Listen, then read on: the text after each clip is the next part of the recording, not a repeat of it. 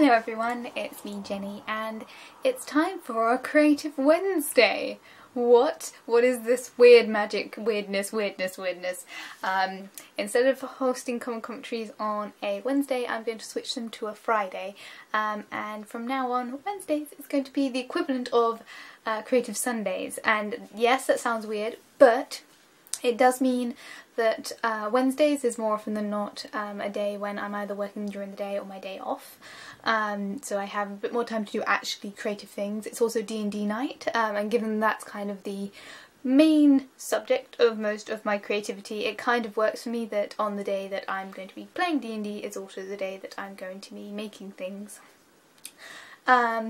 So that works from a creativity standpoint. It's midweek, which means that if I do something towards the end of the week on the weekend, I actually have time to finish something off before doing a Creativity Wednesday video. And it means for comic commentaries, it gives you guys another 2 days to get in your comments for the previous week. Because it's kind of a bit unfair, for example, that the Sunday video, which more often than not comes out on a Monday or a Tuesday, is filmed only 2 days before I do the comic commentary, so it only gives you guys a couple of days to actually get it started. If I do it on a Friday, it just gives you guys a little bit more time. So comic commentaries are now going to be on a Friday, creativity days are now going to be on a Wednesday, and the weekend is still open for whatever the hell I fancy. Something Fun Friday is a nice concept, but to be honest, I do the same sort of level of something fun on the Friday, Saturday and the Sunday anyway.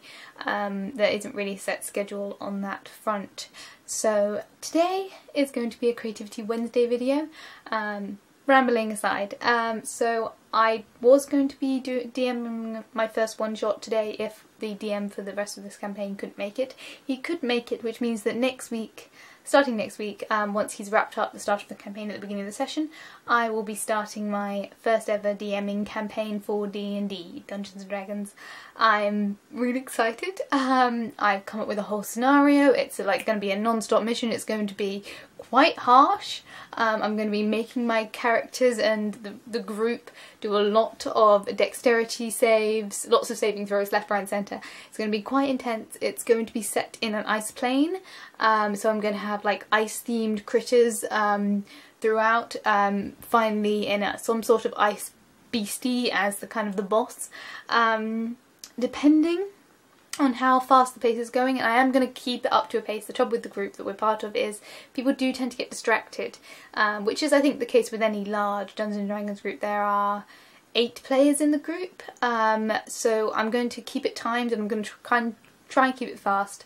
And if we go really fast, I'm going to bring in an NPC that if they roll really high and actually do any sort of level of insight check, which so far no one in this campaign has done a single insight check. If they do an insight check into this character and roll low, he will be the nicest person ever.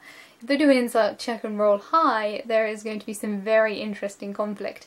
And if they do an insight check and don't find out the truth, then that is going to be a secondary boss battle towards the end of the game, if they have time. It's going to be one of those games where, because it's 1.5 sessions, it's going to be kind of 50-50 actually doing stuff, 50-50 kind of, you know, tinkering with stuff as we go. I realised on the car journey home that a lot of my stuff is based on perception checks, but one of the characters, our Dragonborn, just got himself a pseudo-dragon, which means that theoretically he can just tell her to go on fly and do a perception check for him, which means that a lot of my secret things hidden away, depending on how high he rolls, could come into fruition, might not. But either way, because it's a snowy tundra, I've got the feeling that some of these ice creatures could do very good perception check hides, stealth checks and that sort of thing. So I've got the feeling, depending on the group and how fast we're running, I can either run a relatively long mini campaign where we have a usurper who then becomes a boss. We could have some intrigue and some drama, or we could just have a straight through, like down one path, meet a character, take on a boss, find the final prize, and that's your winning thing. It really does depend on the players. So I've built in some contingency. We'll see how well that copes. I think my main challenge is because it's an ice tundra and I am going to be making them do con checks for cold. I really will be interested to see whether or not they can come up with some sort of solution for cold checks, because none of them have got winter clothing, at least none of the group that's currently in place. So I'll be really, really interested to see how they cope with this level of cold, whether or not they'll cast spells or whether or not they'll just take the deck's negative things. And for those of you who don't play D&D, I'm sorry I rambled on for so long, but that's just my thought process at the moment. I've been creating this little mini mission for the last week and a half, and I'll be playing it for a session and a half, so we shall see how it goes.